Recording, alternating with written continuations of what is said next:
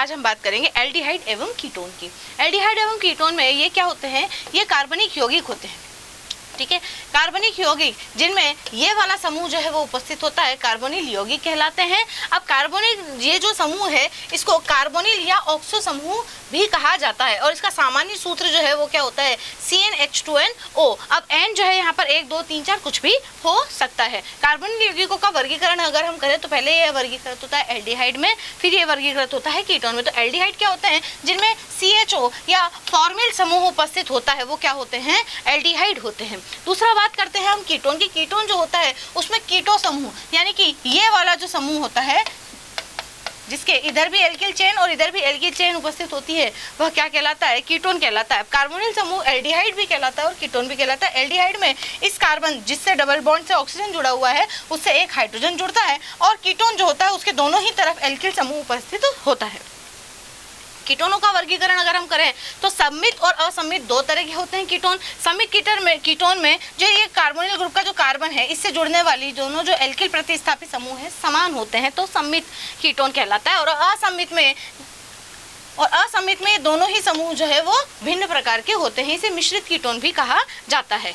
Carbonyl समूह की अगर संरचना की बात करें तो कार्बोनिल समूह की जो संरचना होती है उसमें कार्बन जो है वो डबल बॉन्ड से ऑक्सीजन से जुड़ा हुआ होता है और इनके बीच में जो बंध होता है वो कितना डिग्री का होता है, 120 डिग्री का कोण होता है तथा कार्बन परमाणु का जो संकरण पाया जाता है वो sp2 संकरण पाया जाता है। कार्बन जो है ऑक्सीजन के साथ में एक तो सिग्मा बंध तथा एक पाई बंध का निर्माण करता है और इनके बीच में क्योंकि ऑक्सीजन जो है वो अधिक विद्युत ऋणी होता है और कार्बन इससे कम विद्युत ऋणी होता है तो विद्युत ऋणात्मकता के अंतर की वजह से इनमें कुछ ना कुछ द्विध्रुव आघूर्ण उत्पन्न हो जाता है जिसका मान 2.3 से 2.8 डी तक होता है। एल्डिहाइड और कीटोन के अगर नामकरण की बात करें तो पहले हम बात करेंगे इस निरर्थक पद्धति है, इसे सामान्य नाम पद्धति भी कहते हैं। निरर्थक पद्धति में एक कार्बन वाले जो कार्बन परमाणु है उसको फॉर्म के नाम से, 2 कार्बन वाले को एसिड के नाम से, 3 कार्बन वाले को प्रोपियोन के नाम से, 4 कार्बन वाले को ब्यूटर, नॉर्मल ब्यूटर भी हो सकता है, आइसो ब्यूटर भी हो सकता है और 5 कार्बन वाले को वेलर, नॉर्मल और आइसो द्वितीयक और तृतीयक ये हो सकता है। द्विबंध युक्त अगर है तो एक्रिल इस समूह को 3 कार्बन जिसमें 2 कार्बनों के बीच में डबल बॉन्ड उपस्थित होता है उसको एक्रिल समूह और 4 कार्बन जिसमें बीच वाले 2 कार्बनों के बीच में डबल बॉन्ड होता है उसे क्रोटोन समूह कहते हैं। और आयुपेसी नाम में अगर देखें तो आयुपेसी नाम जब आप लिखते हैं तो एल्डिहाइड को एल्केन एल तथा कीटोन जो होते हैं उनको एल्केनोन कहा जाता है। यहाँ पर जो एल्डिहाइड है इसके लिए एल अनुलग्न लगाते हैं तथा कीटोन के लिए ओन अनुलग्न लगाते हैं तथा कार्बन जो श्रृंखला है उसका नाम बिल्कुल उसी प्रकार किया जाता है। वही लंबी कार्बन श्रृंखला का चुनाव किया जाता है, उसकी नंबरिंग की जाती है,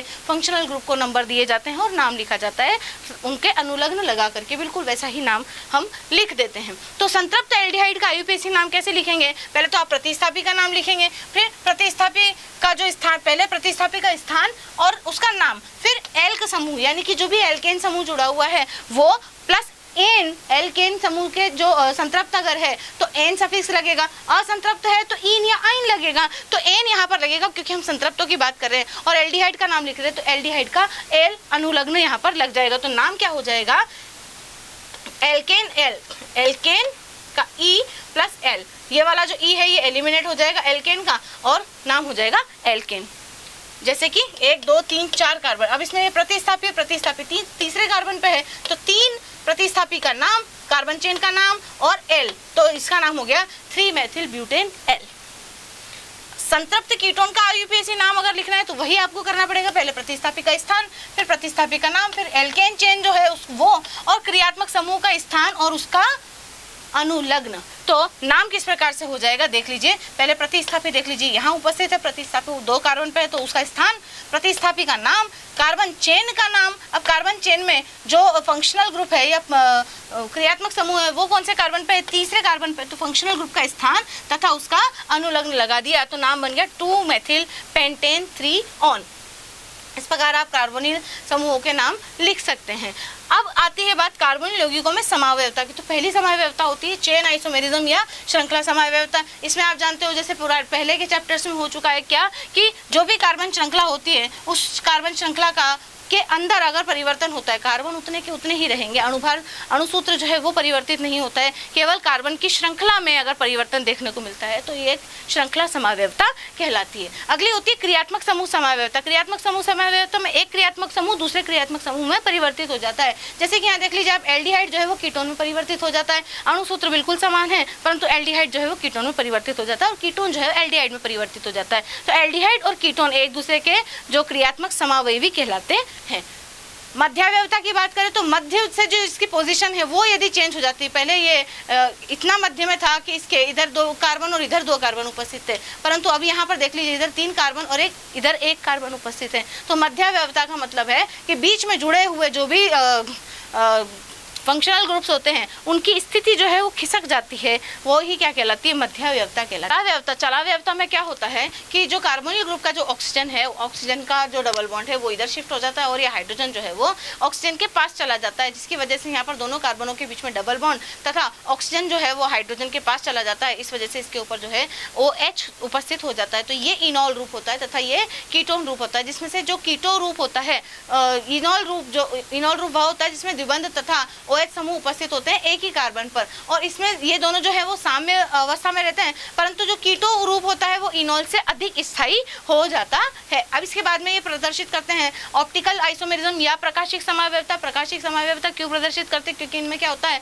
कायरल कार्बन या किरल कार्बन उपस्थित होता है। किरल कार्बन जो है दर्पण प्रतिबिंबों के ऊपर जो है अध्यारोपित नहीं किए जा सकते, इसलिए जो है ये प्रकाशिक समावयवी होते हैं एक दूसरे के और प्रकाशिक समावयवता प्रदर्शित करते हैं। एल्डिहाइड तथा कीटोन को बनाने की विधियां में हम पहले देखेंगे अल्कोहलों के ऑक्सीकरण द्वारा आप किस प्रकार एल्डिहाइड कीटोन बना सकते हैं। तो देखो आप अल्कोहल ले लीजिए, उसकी K2Cr2O7 के साथ में तनु H2SO4 की अभिक्रिया करवाते हैं तो इनका ऑक्सीकरण होता है। ऑक्सीकरण से जो है एल्डिहाइड में, अल्कोहल जो है वो एल्डिहाइड में, और इस तरीके से द्वितीयक अल्कोहल जो है वो कीटोन में परिवर्तित हो जाते हैं। पिरिडीनियम डाइक्रोमेट तथा क्लोरोक्रोमेट द्वारा, पिरिडीनियम डाइक्रोमेट तथा पिरिडीनियम क्लोरोक्रोमेट द्वारा भी अल्कोहल जो है वो एल्डिहाइड में तथा द्वितीयक अल्कोहल जो है वो कीटोन में परिवर्तित हो जाते हैं। क्रोमिल क्लोराइड द्वारा, अब क्रोमिल क्लोराइड ये CrO2Cl2 है, ये CH2 की उपस्थिति में टोलुइन जो है इसको क्रोमियस संकुल में परिवर्तित करते हैं। यह क्रोमियस संकुल जो है बाद में CH2 की उपस्थिति में बेंजल्डिहाइड दे देता है, यानी कि क्रोमिल क्लोराइड द्वारा मेथिल समूह जो है क्रोमियस संकुल में ऑक्सीकृत हो जाता है, जो जल अपघटन के द्वारा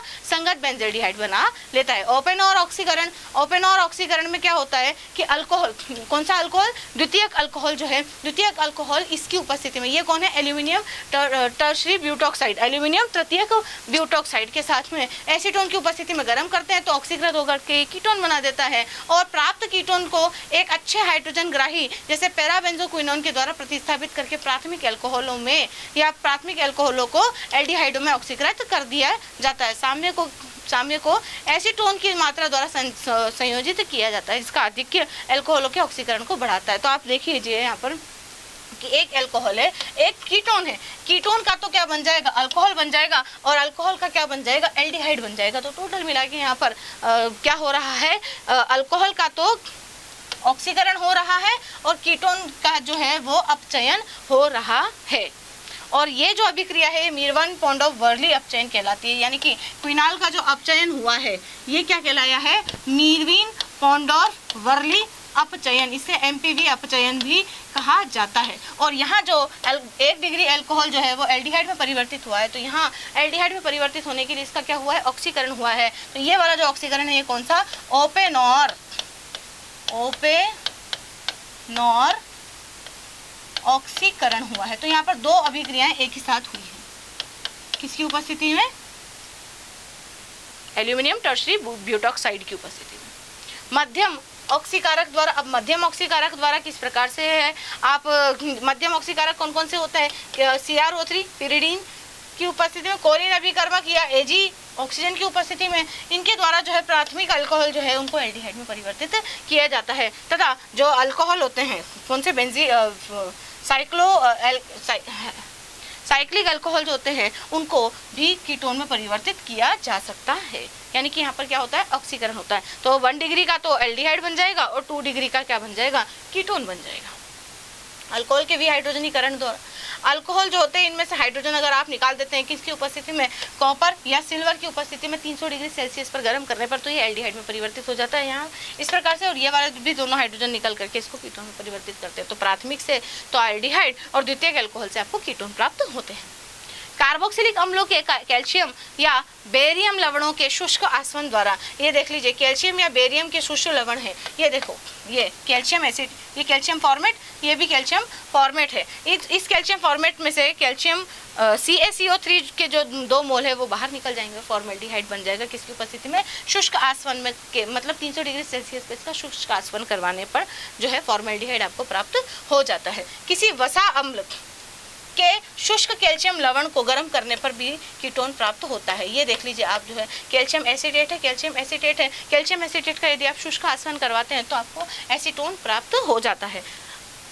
किसी वसा अम्ल के कैल्शियम लवण और कैल्शियम फॉर्मेट के शुष्क मिश्रण को यदि गर्म करते हो, देखो एक तरफ आपने ले लिया कैल्शियम एसिटेट, एक तरफ आपने ले लिया कैल्शियम फॉर्मेट, यदि आप इनका शुष्क आसवन करवाएंगे तो आपको एसीटोन भी मिलेगा और एसिटाल्डिहाइड और फॉर्मेल्डिहाइड का एक मिक्सचर प्राप्त हो जाएगा। तो कार्बोक्सिलिक अम्लों के उत्प्रेरकीय अपघटन द्वारा भी आप जो है एल्डिहाइड या कीटोन प्राप्त कर सकते हैं। किस प्रकार, कार्बोक्सिलिक अम्ल जो है वो MnO की उपस्थिति में 300 डिग्री सेल्सियस पर गर्म करने पर जो है वो क्या देते हैं, फॉर्मेल्डिहाइड देते हैं तथा H2O तथा CO2 गैस भी यहाँ से साइड प्रोडक्ट के रूप में प्राप्त होती है। अब वसा अम्लों की जो वाष्प है इनको गर्म करने के लिए Al2O3 तथा THO2 MnO पर प्रवाहित किया जाता है, तब जाकर के कार्बोनिल यौगिक प्राप्त होते हैं। दूसरा देख लीजिए कि एसिटिक अम्ल जो है, एसिटिक अम्ल के 2 मोल यहाँ से H2O का निष्कासन कर देंगे, H2O का भी निष्कासन कर देंगे, यहाँ से कार्बन डाइऑक्साइड का भी निष्कासन कर देंगे, तो ये दोनों मिलकर के एसीटोन का फॉर्मेशन यहाँ पर कर लेते हैं। तो एल्डिहाइड प्राप्त करने के लिए आप क्या करेंगे, एल्डिहाइड प्राप्त करने के लिए फॉर्मेल्डिहाइड जो है किसी भी कार्बोक्सिलिक अम्ल के साथ में MnO की उपस्थिति में 573 डिग्री सेल्सियस पर गर्म कराने पर एल्डिहाइड आपको देता है तथा कार्बन तथा H2O जो है यहाँ से बाहर निकल जाती है। तो इस अभिक्रिया में आप फॉर्मेल्डिहाइड तथा कीटोन भी बना सकते हैं, अच्छी अभिक्रिया है। जैम डाइहैलाइडों के जल अपघटन द्वारा, ये जैम डाइहैलाइड है जिसमें एक ही कार्बन पर 2 हेलोजन ग्रुप उपस्थित होते हैं, इनकी आप एक्वस के OH के साथ में अभिक्रिया करवाएंगे तो अस्थायी प्रोडक्ट बनेगा जिसमें से H2O के निष्कासन द्वारा आपको एसिटाल्डिहाइड प्राप्त हो जाएगा। इसी प्रकार से आप जो है इसमें से अगर आप निकालते हैं तो ये भी OH ये भी OH बन जाएगा और यहाँ पर आपको एसिटाल्डिहाइड देखने को मिलेगा। परंतु यदि तृतीयक इस तरीके से 3 डिग्री का जो कार्बन है उस पर इस बीच वाले कार्बन, ये 3 डिग्री कार्बन नहीं है, 2 डिग्री कार्बन ही है, 2 डिग्री कार्बन पे यदि इस तरीके से अस्थायी प्रोडक्ट बनता है तो ये एसीटोन का निर्माण करके आपको देता है।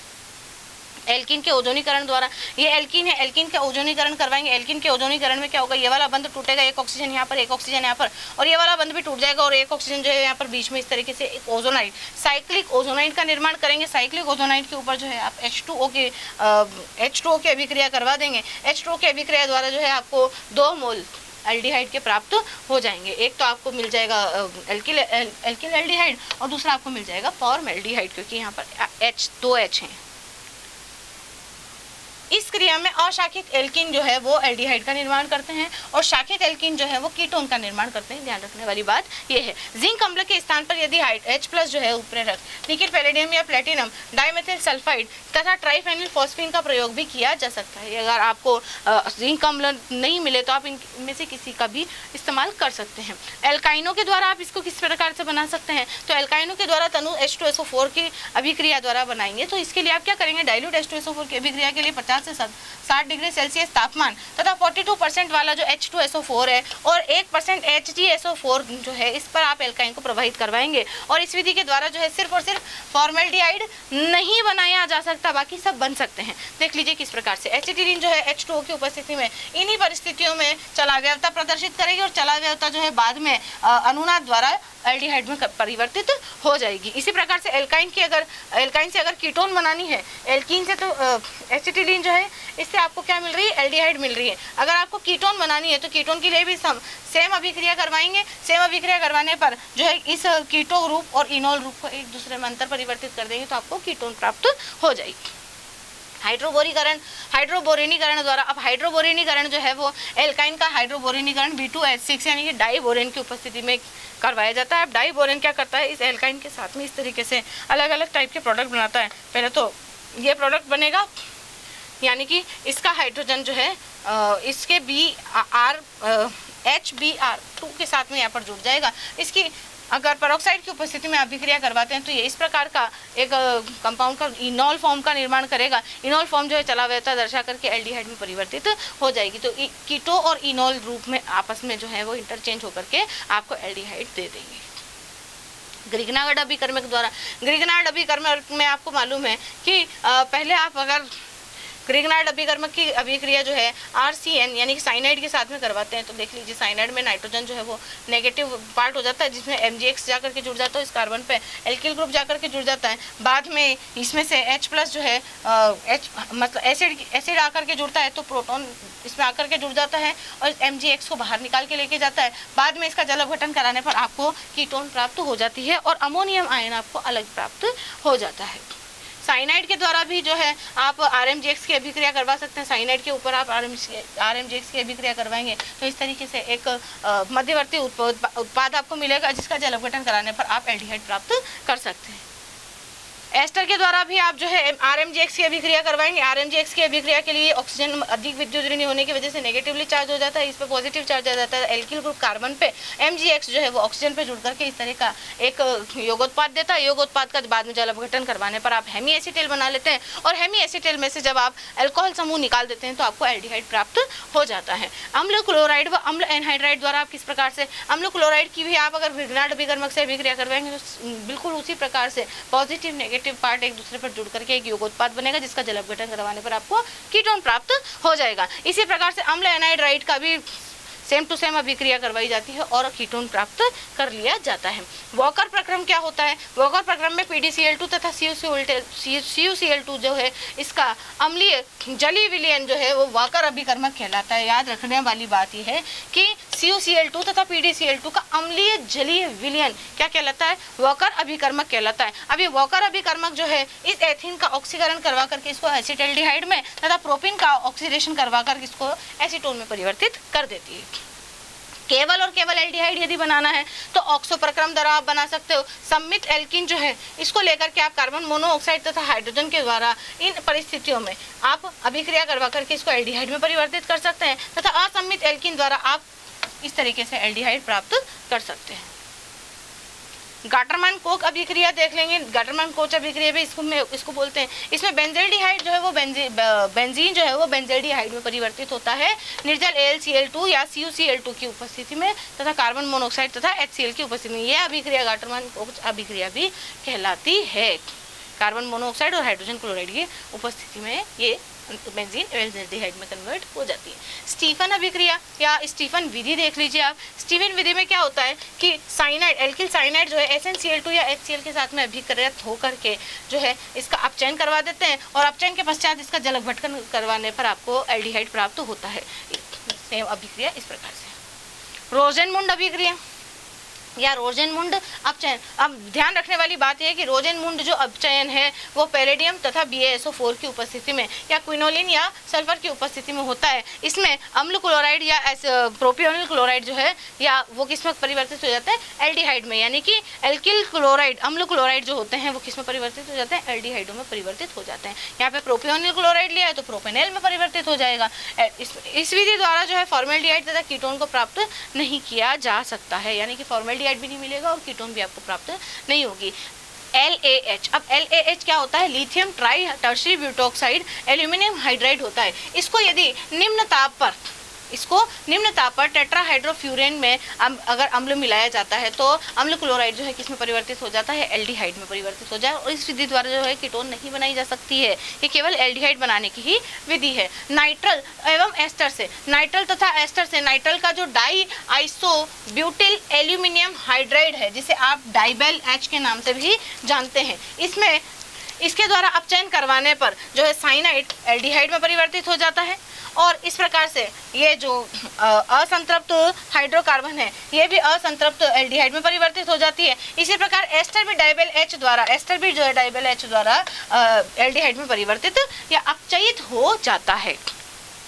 केवल कीटोन बनाने की विधि अगर हम देखें तो कैडमियम तथा लिथियम लवणों द्वारा हम बनाते हैं इसको। तो कैडमियम क्लोराइड की अगर RMgX के साथ में अभिक्रिया बनाएंगे तो योगोत्पाद जो है वो पहले आपको प्राप्त होगा और बाद में इस योगोत्पाद की वापस से अम्ल क्लोराइड के साथ में अभिक्रिया करवा करके आप एल्डिहाइड प्राप्त कर सकते हैं। और यह अभिक्रिया ग्रिग्नार्ड अभिकर्मक से उत्पन्न है, उत्तम है। क्यों? क्योंकि ग्रिग्नार्ड अभिकर्मक से कीटोन जो है पुनः प्राप्त करके तृतीयक अल्कोहल बना लेते हैं। इस विधि द्वारा एल्डिहाइड प्राप्त नहीं की जा सकते। आप इससे इस विधि द्वारा, ये कीटोन बना है, इस विधि द्वारा जो है आप इसमें से एल्डिहाइड प्राप्त नहीं कर सकते। तो पहले आप क्या करेंगे, RMgX के 2 मोल 1 मोल कैडमियम क्लोराइड के साथ में अभिकृत करवाएंगे और डाई एल्किल कैडमियम बनाएंगे। ये डाई एल्किल कैडमियम जो है वो कार्बोनिल जो क्लोराइड अम्ल क्लोराइड होते हैं उनके साथ में अभिकृत होकर के कीटोन देती है और यहाँ से RCdCl आपको दोबारा मिल जाती है। RCdCl जो है बाद में वापस से इसका निर्माण कर देती है कीटोन का।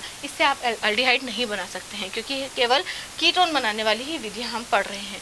एसिटोएसिटिक एस्टर, एसिटोएसिटिक एस्टर जो है, एसिटोएसिटिक एस्टर क्या, अगर आप C2H5OH इसमें से निकाल देते हैं जल अपघटन करवाने पर अम्लीय माध्यम में, तो आपको बीटा कीटो अम्ल मिलेगा। बीटा कीटो अम्ल को गर्म करवा करके इसमें से यदि कार्बन डाइऑक्साइड बाहर निकाल दी जाए तो आपको एसीटोन प्राप्त हो जाएगा। तो ये इस द्वारा भी एल्डिहाइड आप प्राप्त नहीं कर सकते हैं। एल्डिहाइड और कीटोनों के भौतिक गुण क्या क्या होते हैं? भौतिक अवस्था की अगर हम बात करें तो फॉर्मेल्डिहाइड श्रेणी का जो प्रथम सदस्य है फॉर्मेल्डिहाइड, वो कमरे के ताप पर गैस होता है। निम्न एल्डिहाइड तथा कीटोन जो है वो रंगहीन वाष्पशील द्रव होते हैं और उच्च एल्डिहाइड और कीटोन जो है वो कैसे होते हैं? ठोस होते हैं। मतलब एक कार्बन वाला जो है वो तो गैस होता है, उसके बाद में निम्न जो अल्कोहल होते हैं या कीटोन होते हैं वो कैसे होते हैं? द्रव होते हैं। और हायर जो एल्डिहाइड या कीटोन होते हैं वो कैसे होते हैं? ठोस होते हैं। गंध की अगर हम इनमें से बात करें तो इनमें से एल्डिहाइडों में से तो तीक्ष्ण गंध आती है और उच्च एल्डिहाइडों की जो गंध होती है वो फलों के समान होती है और कीटोनों की जो गंध होती है वो भी फलों के समान ही होती है। विलेयता की अगर हम बात करें तो विलेयता फॉर्मेल्डिहाइड, एसिटल्डिहाइड तथा जो एसीटोन है ये जल में स्वतंत्र रूप से विलेय होते हैं क्योंकि इनमें कार्बोनिल समूह की ऋणावेशित ऑक्सीजन, देखो इसमें कार्बन जो के साथ में जो ऑक्सीजन जुड़ा हुआ है ये ऑक्सीजन कैसा है? अधिक विद्युत ऋणी होने की वजह से इसके ऊपर कैसा पार्शियल नेगेटिव चार्ज, आंशिक ऋणावेश उत्पन्न हो जाता है। आंशिक ऋणावेश जो है जल में उपस्थित H+ आयन के साथ में हाइड्रोजन बंध बना लेता है, अतः ये विलेय होते हैं। और विलेयता जो है अणुभार के घटने के साथ साथ बढ़ती चली जाती है, यानी कि विलेयता और अणुभार एक दूसरे के व्युत्क्रमानुपाती होते हैं। क्वथनांकों की अगर हम बात करें तो एल्डिहाइड और कीटोन अणुओं के मध्य द्विध्रुव आकर्षण पाया जाता है। अब इस द्विध्रुव आकर्षण के होने की वजह से क्या होता है कि कार्बोनिल समूह जो है वो ध्रुवीय हो जाता है और ये वंडर वाल बलों से थोड़े से अधिक प्रबल हो जाते हैं जिसकी वजह से इनका क्वथनांक जो है वो बढ़ जाता है। तो क्वथनांकों का यदि हम क्रम देखें तो अल्कोहल का क्वथनांक ज्यादा, कार्बोनिल यौगिक का कम और एल्केनों का सबसे कम होता है। एल्डिहाइड तथा कीटोन के हाइड्रोजन बंध नहीं बनने के कारण ये जनक एल्कोहल की अपेक्षा अधिक वाष्पशील हो जाते हैं। इनके घनत्व की बात करें तो घनत्व जो है जल की अपेक्षा कम पाए जाते हैं।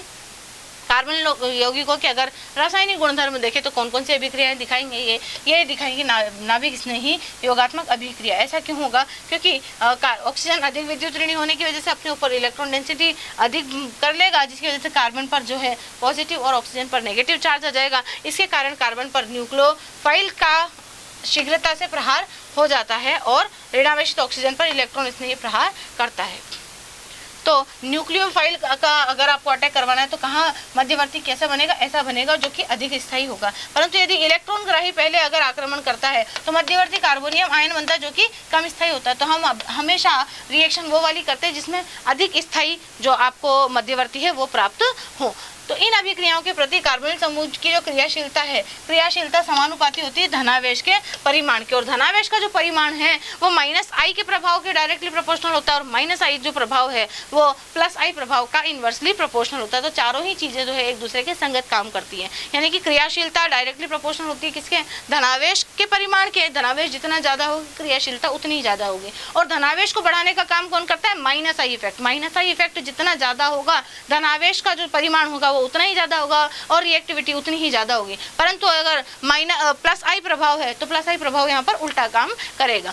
अतः यौगिक कार्बोनिल यौगिकों की क्रियाशीलता का जो क्रम है +I समूह के कारण अगर देखें तो ये वाला सबसे अधिक स्थायी, उसके बाद क्योंकि यहाँ पर कोई +I समूह नहीं है परंतु यहाँ पर एक +I समूह होने की वजह से इसकी क्रियाशीलता कम हो जाएगी। यहाँ पर +I समूह थोड़ा बड़ा होने की वजह से इसकी क्रियाशीलता और कम हो जाएगी। और यहाँ पर इस कार्बन से जुड़े हुए दो प्रतिस्थापी ऐसे हैं जो इसके ऊपर प्लस आई प्रभाव डाल रहे हैं, जिसकी वजह से इसकी क्रियाशीलता सबसे कम हो जाएगी। HCN का योग, अगर HCN जो है इस अभिक्रिया में साइनोहाइड्रिन बनाते हैं और जल अपघटन के पश्चात अल्फा हाइड्रोक्सी अम्ल दे देते हैं। अब जो एल्डिहाइड या कीटोन या कार्बोक्सिलिक ग्रुप है, इनके ऊपर अगर HCN की अभिक्रिया करवाई जाएगी तो साइनोहाइड्रिन बनेगा। साइनोहाइड्रिन जो है बाद में अभिक्रिया OH के साथ में अभिक्रिया करके जो है साइनोहाइड्रिन का निर्माण कर देगा। यदि इसका पूर्ण जल अपघटन करवाया जाए तो अल्फा हाइड्रोक्सी अम्ल बनेगा। यदि इसका आंशिक जल अपघटन करवाया जाएगा तो अल्फा हाइड्रोक्सी अमाइड बनेगा। देखो CONH2 बनेगा। निकेल या हाइड्रोजन की उपस्थिति में यदि इसका अपचयन करवाया जाता है तो बीटा अमीनो अल्कोहल प्राप्त आपको होते हैं। NaHSO4 का योग, अगर NaHSO4 का योग कार्बोनिल ग्रुप के कार्बन पर करवाया जाएगा तो बाइसल्फाइड यौगिक बनेगा, जो कि क्रिस्टलीय ठोस होता है।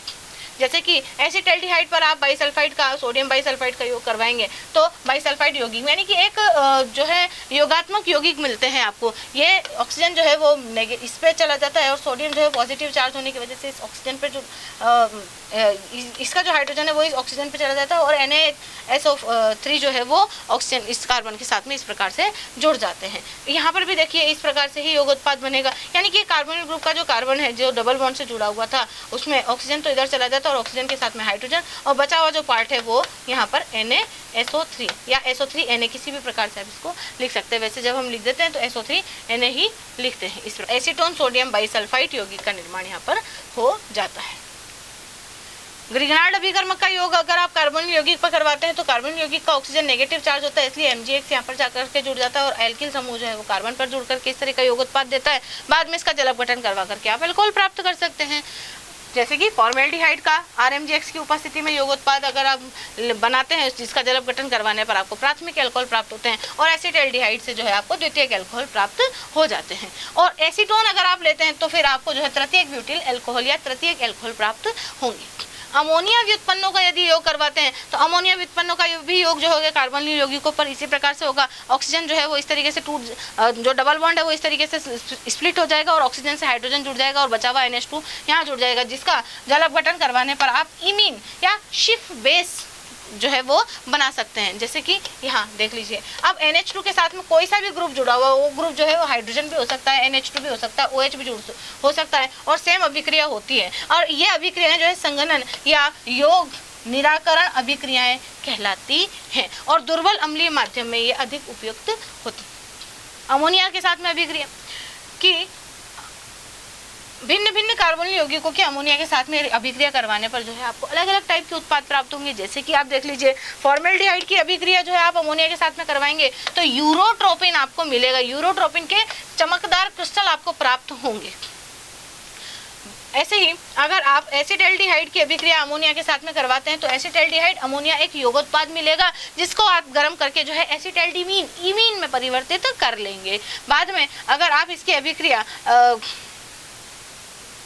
इमीन का यदि आप जल अपघटन करवाते हैं तो इसका तृतीयकरण हो जाता है, यानी कि ट्राइमराइजेशन हो जाता है और आपको इस तरीके का एक योगोत्पाद जो है साइक्लिक योगोत्पाद या त्रिलक के रूप में आपको ये प्राप्त होता है। योगोत्पाद त्रिलक के रूप में आपको प्राप्त होता है, जिसका नाम होता है 2,4,6 ट्राइमेथिल हेक्साहाइड्रो 1,3,5 ट्राइएमीन ट्राइहाइड्रेट। अगर आप एसीटोन के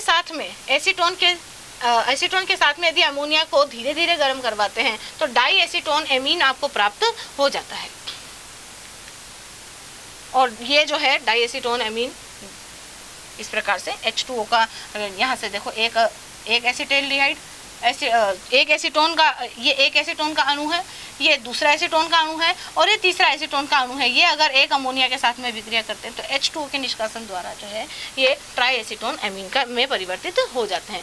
अल्कोहल का यदि योग आप कार्बोनिल ग्रुप पर करवाते हैं या एल्डिहाइड पर करवाते हैं तो शुष्क HCl की उपस्थिति में ये हेमी एसीटेल स्ट्रक्चर का निर्माण आपको करके देता है और ये हेमी एसीटेल जो है अम्लीय माध्यम में जल अपघटन करवाने पर एल्डिहाइड में परिवर्तित, एल्डिहाइड तथा अल्कोहल में परिवर्तित हो जाती है। हेमी एसीटेल जो है अत्यंत क्रियाशील होती है और आसानी से एसीटेल बना लेती है। कीटोन जो है मोनोहाइड्रिक अल्कोहल के साथ में, आप देख लीजिए ये कीटोन है, कीटोन जो है वो मोनोहाइड्रिक अल्कोहल के साथ में एसीटेल नहीं बनाते, जबकि डाईऑल के साथ में संयुक्त होकर जो है साइक्लिक एसीटेल का फॉर्मेशन कर लेते हैं। यहाँ पर आपको क्या लेना पड़ेगा, ये ऑल लेना पड़ेगा। डाई ऑल लेंगे तो आप यहाँ से H2O के निष्कासन द्वारा साइक्लिक कीटल या चक्रीय कीटल का निर्माण कर लेंगे।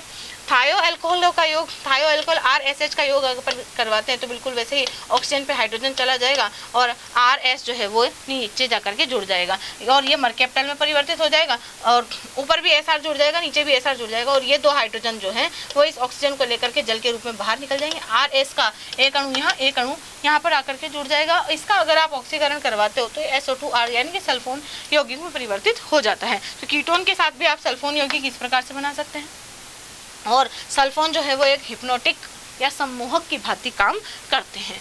जल का योग, अगर जल का योग आपने करवाना है तो आप ऑक्सीजन को इस तरीके से, हाइड्रोजन जो है ऊपर जाकर के जुड़ जाएगा और नीचे भी एक H2O यहाँ से निकल करके वापस इसको कीटोन में परिवर्तित कर देगा।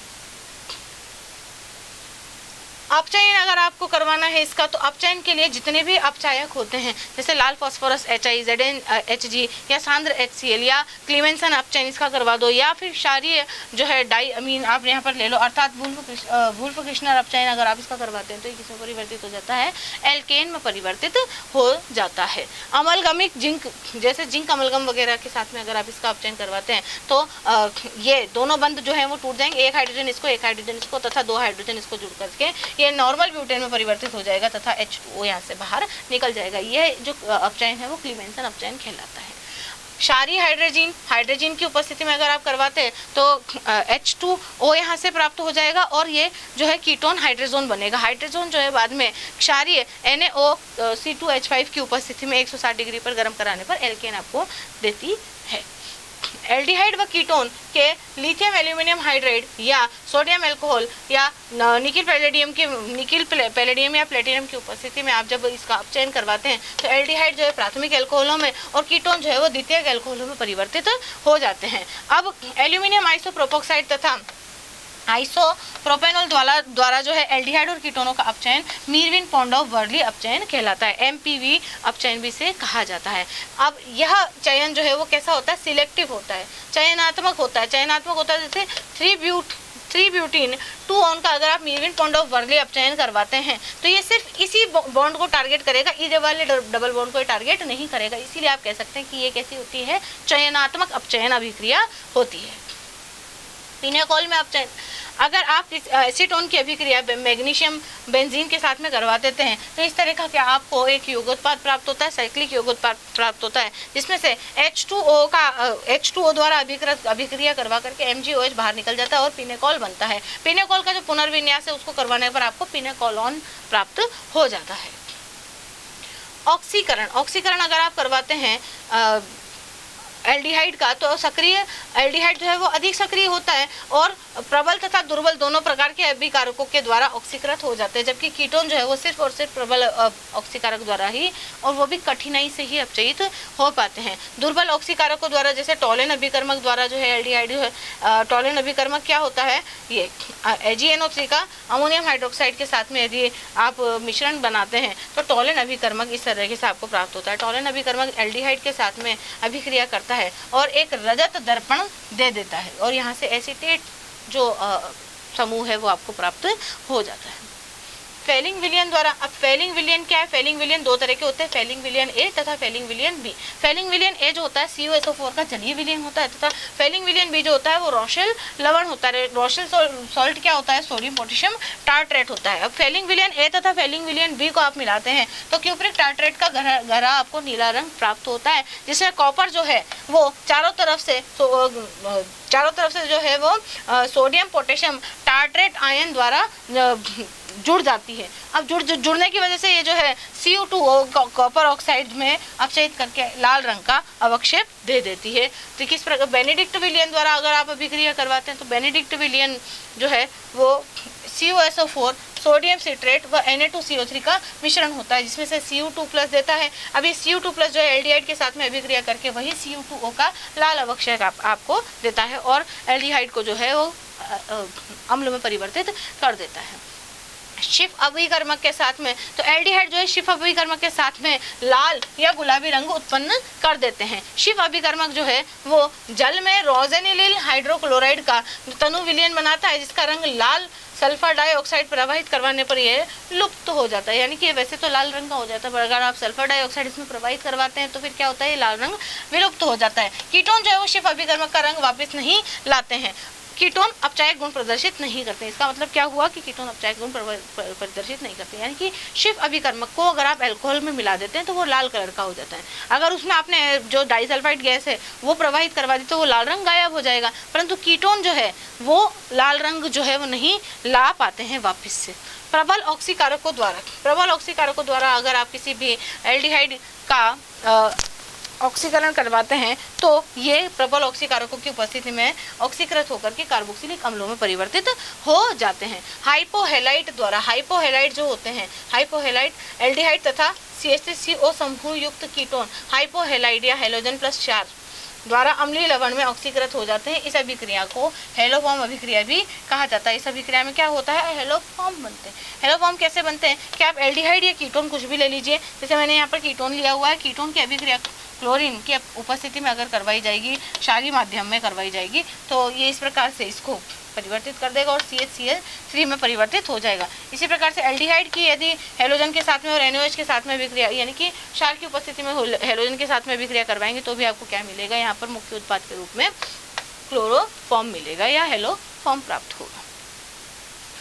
सिलेनियम ऑक्साइड के द्वारा आप अभिक्रिया करवा देंगे तो सिलेनियम ऑक्साइड जो है सिलेनियम ऑक्साइड के साथ में मिल करके मिथाइल ग्लाइऑक्सेल का निर्माण कर लेता है। मिथाइल ग्लाइऑक्सेल जो है बाद में सिलेनियम को अलग और H2O को यहाँ से अलग बना देता है, और ये जो अभिक्रिया है केवल अल्फा कार्बन परमाणु वाले यौगिक ही प्रदर्शित करते हैं, इनके अलावा और प्रदर्शित नहीं करते। तो इसका मतलब ये भी कैसी हुई, एक चयनात्मक अभिक्रिया हुई। कैनिजारो अभिक्रिया की बात कर लेते हैं। मिश्रित अभिक्रियाएं जो एल्डिहाइड तथा कीटोन दोनों की ही है सम्मिलित रूप से। कैनिजारो अभिक्रिया में आप देखेंगे तो अधिक क्रियाशील एल्डिहाइड जो है कम क्रियाशील एल्डिहाइड के साथ में NaOH की उपस्थिति में यदि गर्म करवाया जाता है तो सोडियम फॉर्मेट तथा बेंजील अल्कोहल में परिवर्तित हो जाता है। जो कम क्रियाशील है वो तो अल्कोहल में परिवर्तित हो जाएगा, और जो अधिक क्रियाशील है वो एसिड का लवण बना लेगा। एल्डोल संघनन में आप देखिए कि अल्फा जो कार्बन है, इस अल्फा कार्बन वाला जो एल्डिहाइड है वो अल्फा कार्बन वाले एल्डिहाइड यानी कि 2 मोल एल्डिहाइड के साथ में मिलकर के तनु NaOH की उपस्थिति में एक एल्डोल का निर्माण करता है, जिसमें एल्डिहाइड भी होता है और अल्कोहल का ऑल भी उपस्थित होता है। बाद में इसका जल अपघटन करा करके आप इसको प्रोटोन एल्डिहाइड में परिवर्तित करवा सकते हैं।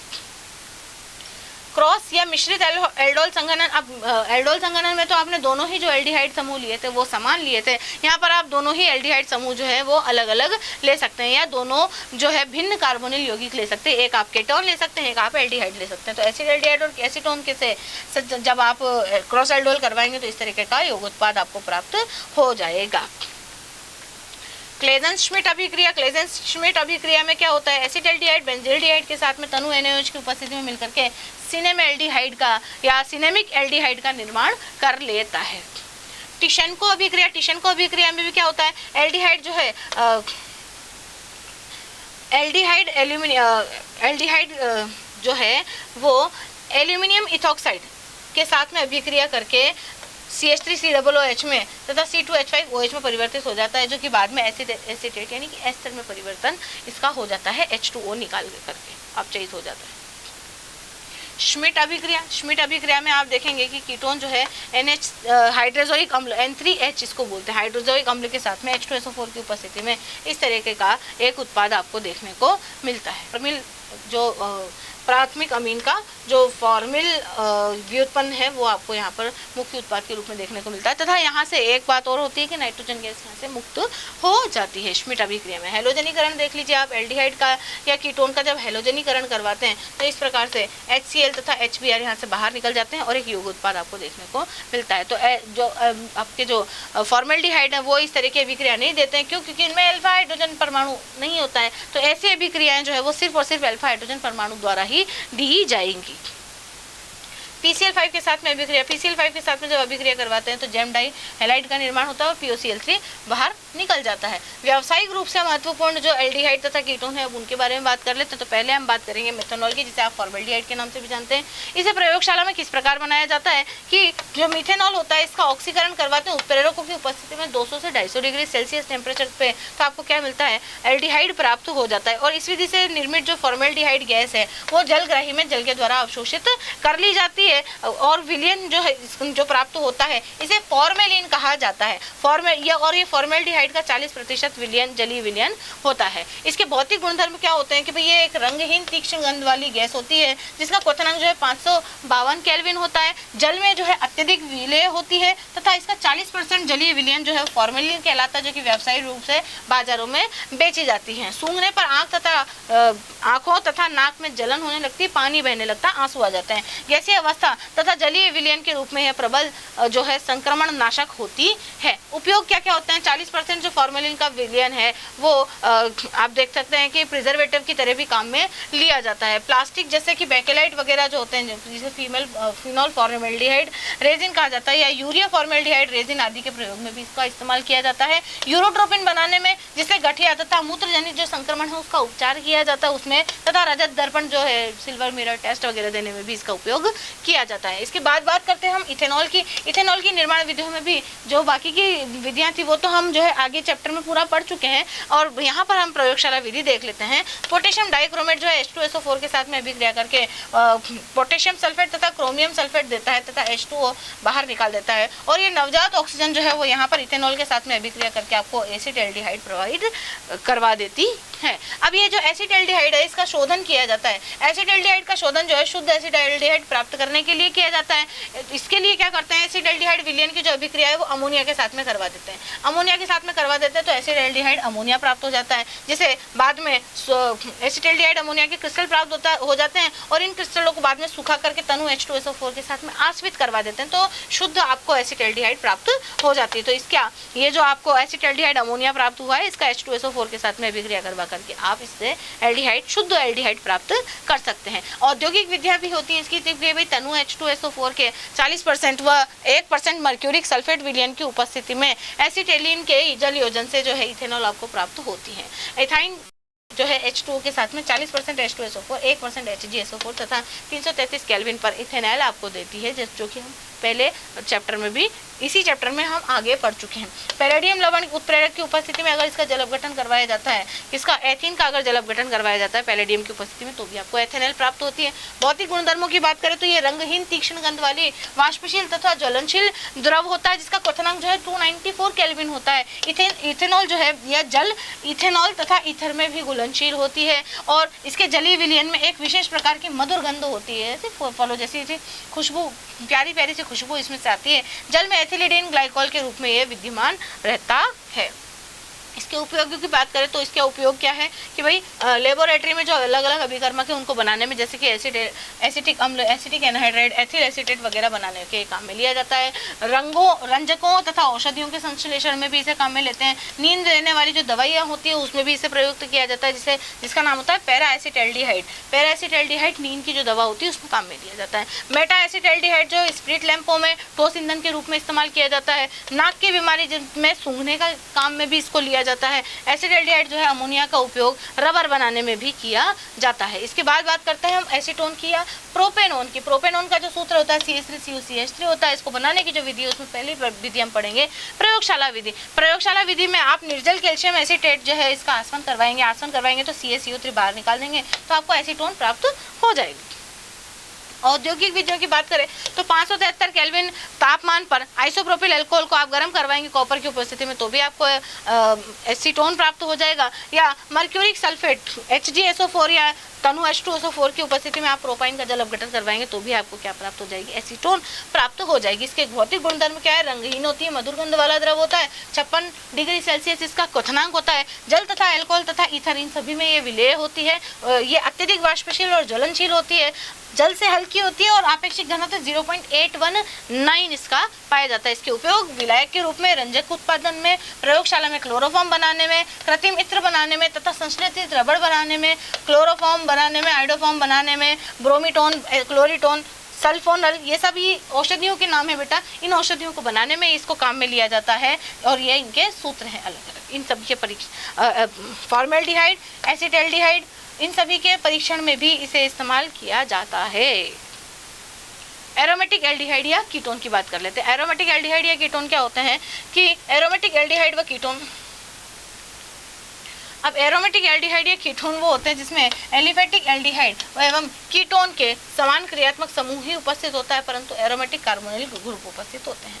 तो एरोमेटिक कार्बोनिल ग्रुप, एरोमेटिक जो चेन है वो यदि उपस्थित है तो ये क्या बना लेते हैं, एरोमेटिक एल्डिहाइड बना लेते हैं, जैसे benzaldehyde, acetophenone, salicyl aldehyde, paratolyl aldehyde. Aromatic ketone कौन से होते हैं? एरोमेटिक कीटोन दो प्रकार के होते हैं, एल्केरिल कीटोन। एल्केरिल कीटोन में क्या होता है कि जो बेंजीन रिंग है उससे जुड़ा हुआ जो कार्बन होता है वो आपका कार्बोनिल ग्रुप का कार्बन होता है, उससे भी एक एल्किल ग्रुप जुड़ा हुआ होता है, जैसे कि एसीटोफिनोल। मिथाइल फेनिल कीटोन भी इसे बोलते हैं, एसिटिल बेंजील भी इसको बोल देते हैं। डाई एरिल कीटोन में दो फेनिल ग्रुप होते हैं और एक बीच में कीटोन ग्रुप उपस्थित होता है। बेंजल्डिहाइड की बात करें तो बेंजीन रिंग पे यदि एल्डिहाइड ग्रुप जुड़ा हुआ हो तो इसको बेंजल्डिहाइड कहते हैं। और बेंजल्डिहाइड का जो है कड़वे बादाम का जो तेल होता है, इसे कड़वे बादाम का तेल भी कहा जाता है, क्योंकि इसमें एमिगडेलिक जो ग्लूकोसाइड होता है वो उपस्थित होता है, जो कड़वे बादाम में भी पाया जाता है। तो एमिगडेलिक जो ग्लूकोसाइड होता है वो जल में अभिक्रिया करके उसका इमल्शन करवाते हैं, जिससे कि आपको बेंजल्डिहाइड, ग्लूकोज तथा हाइड्रोजन साइनाइड प्राप्त हो जाती है। इसके बनाने की प्रयोगशाला विधि देखेंगे। प्रयोगशाला विधि में आप क्या करते हैं, बेंजीन क्लोराइड को कॉपर नाइट्रेट के साथ में गर्म करवाते हैं कार्बन डाइऑक्साइड की उपस्थिति में, तो ये बेंजल्डिहाइड में परिवर्तित हो जाता है तथा साइड प्रोडक्ट के रूप में CuCl2 HNO2 आपको प्राप्त होती है। ये HNO2 जो है बाद में NO तथा NO2 और H2O में वापस परिवर्तित हो जाती है। अन्य विधियां देखें, टोलुइन से आप इस प्रकार से प्राप्त करते हैं, तो टोलुइन से आप इन तीन विधियों द्वारा इसको प्राप्त कर सकते हैं। टोलुइन की आप क्लोरीन के साथ में गर्म करवाने पर आपको क्लोरो योगोत्पाद मिलेगा, जिसका आप जल अवघटन करवाएंगे 373 केल्विन टेम्परेचर पे, तो आपको क्या प्राप्त हो जाएगी, एल्डिहाइड प्राप्त हो जाएगी, बेंजल्डिहाइड प्राप्त हो जाएगी। एसिटिक एनहाइड्राइड के साथ में क्रोमियम ऑक्साइड की उपस्थिति में यदि आप इसके अभिक्रिया करवाते हैं तो ऐसा एक योगोत्पाद प्राप्त होता है, जिसका जल अपघटन करवाने पर भी आपको एसिटाल्डिहाइड प्राप्त हो जाती है। तथा एसीटोन जो है, टोलुइन जो है, इस टोलुइन की इटार्ड अभिक्रिया करवाते हैं आप क्रोमिल क्लोराइड के साथ में, तो क्रोमिल क्लोराइड का एक योगोत्पाद आपको यहाँ प्राप्त होता है, जिसका बाद में जल अपघटन करवा करके आप जो है बेंजल्डिहाइड प्राप्त कर सकते हैं। रोजेनमुंड अभिक्रिया, बेंजोइल क्लोराइड जो है उसका आप चयन करवाना है आपको पैलेडियम और BaSO4 की उबलती हुई जाइलिन में से, तो आपको बेंजल्डिहाइड प्राप्त हो जाएगी, रोजेनमुंड अभिक्रिया कहलाएगी। ग्रिग्नार्ड अभिकर्मक द्वारा, तो भाई ग्रिग्नार्ड अभिकर्मक द्वारा जो है फेनिल मैग्नीशियम ब्रोमाइड आपको यहाँ पर प्राप्त होगा। Magnesium bromide, phenyl magnesium bromide जो है वो इसके साथ में C2H5COOH के साथ में अभिक्रिया करेगी तो आपको बेंजल्डिहाइड प्राप्त हो जाएगा। इसे एथिल फॉर्मेट कहा जाता है और इसे फिनाइल ग्रुप वाला ग्रिग्नार्ड अभिकर्मक कहा जाता है। RMGX में R जो है वो फिनॉल होता है, फिनाइल ग्रुप होता है। गाटरमान कोच अभिक्रिया में बेंजीन की अभिक्रिया कार्बन मोनोऑक्साइड तथा HCl के साथ में AlCl3 की उपस्थिति में करवाएंगे तो एल्डिहाइड आपको प्राप्त हो जाएगा। अगर आप H की जगह पे D लेते हैं, D क्या है, ड्यूटीरियम भी अगर आप लेते हैं तो आपको CDO का निर्माण हो जाएगा, कोई फर्क नहीं पड़ता इन दोनों से। स्टीफन अभिक्रिया क्या होती है, स्टीफन अभिक्रिया में आप फेनिल साइनाइड लेते हैं, फेनिल साइनाइड जो है वो SnCl2 की उपस्थिति में HCl के साथ में अभिक्रिया करके इस तरह का एक योगोत्पाद देती है। बाद में इस योगोत्पाद जो है उसका जलीय अपघटन करवाने पर आपको एल्डिहाइड या बेंजल्डिहाइड प्राप्त हो जाता है। ये संकर यौगिक होते हैं। बेंजिल क्लोराइड के जल अपघटन द्वारा, बेंजिल क्लोराइड जो है इसका जल अपघटन करवा करके आप अस्थायी इस प्रकार का उत्पाद प्राप्त करेंगे, जिसका जल अपघटन करवा करके आप एल्डिहाइड प्राप्त कर लेंगे।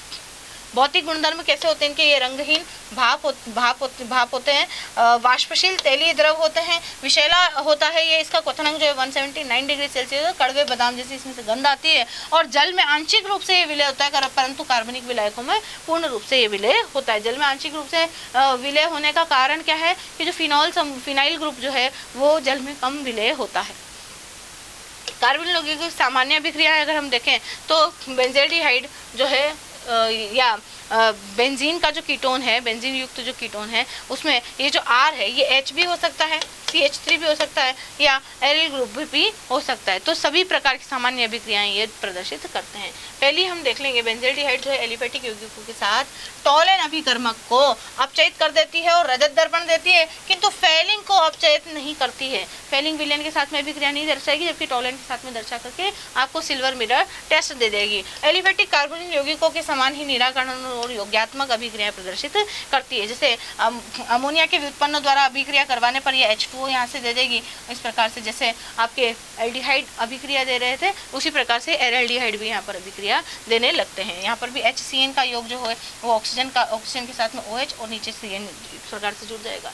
और बेंजील्डिहाइड के जो उपयोग हैं वो देखें आप, रंजकों के रूप में सुरुचि कर्मक जो होते हैं, फ्लेवरिंग एजेंट है ना, फ्लेवरिंग एजेंट जैसे केक वगैरह में आप डालते हो फ्लेवर के लिए, वो आप बना सकते हो। इससे सुगंध बनाने के काम भी आता है। असंतृप्त अम्लों जैसे सिनेमिक अम्ल, aldehyde, benzoyl chloride, shift base वगैरह यौगिक बनाने में भी इसका इस्तेमाल किया जाता है। इसका परीक्षण किस प्रकार करते हैं, तो बेंजील्डिहाइड में सोडियम बाइसल्फाइड NaHSO4 का सांद्र विलयन अगर आप डाल देते हैं तो बाइसल्फाइड यौगिक का सफेद अवक्षेप बनता है। अब एल्डिहाइड और कीटोन जो है वो सामान्य परीक्षण जो देते हैं वही है जो है ये बेंजील्डिहाइड भी दे देते हैं। बेंजील्डिहाइड जो है 2,4-डाइनाइट्रोफेनिलहाइड्रोजिन के तनु हाइड्रोक्लोरिक अम्ल में विलयन के साथ में 2,4-डाइनाइट्रोफेनिलहाइड्रोजोन दे देते हैं, जिसका रंग कैसा होता है, पीला रंग होता है, और पीला रंग का अवक्षेप ही दे देते हैं, जैसे कि एल्डिहाइड और कीटोन का सामान्य परीक्षण होता है।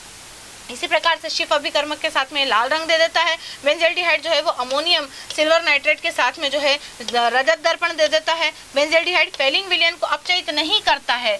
एलिफेटिक एल्डिहाइड जो है फेलिंग विलयन को Cu2O के लाल अवक्षेप में परिवर्तित कर देते हैं, जबकि बेंजील्डिहाइड ऐसा नहीं करता है। बेंजील्डिहाइड जो है क्षारीय पोटेशियम परमैंगनेट के साथ में अगर गर्म करवाया जाता है तो पोटेशियम बेंजोइड बना लेता है, और इस मिश्रण को जो है वो छान कर आप हाइड्रोक्लोरिक अम्ल द्वारा अम्लीय कराने पर बेंजोइक अम्ल प्राप्त कर सकते हैं, जिसके व्हाइट कलर के क्रिस्टल्स होते हैं। एसीटोफिनोन बनाने की जो विधियां हैं वो क्या है, बेंजीन की जो अभिक्रिया है एसिटिल क्लोराइड के साथ में शुष्क LCl3 की उपस्थिति में करवाई जाती है, तो एसीटोफिनोन आपको प्राप्त हो जाता है। कैल्शियम बेंजोइड देख लीजिए आप, कैल्शियम बेंजोइड ये रहा, कैल्शियम बेंजोइड जो है, कैल्शियम बेंजोइड यहाँ से CaCO3 के रूप में बाहर निकल जाएगा और बाकी जो है वो जुड़ करके एसीटोफिनोन बना लेगा।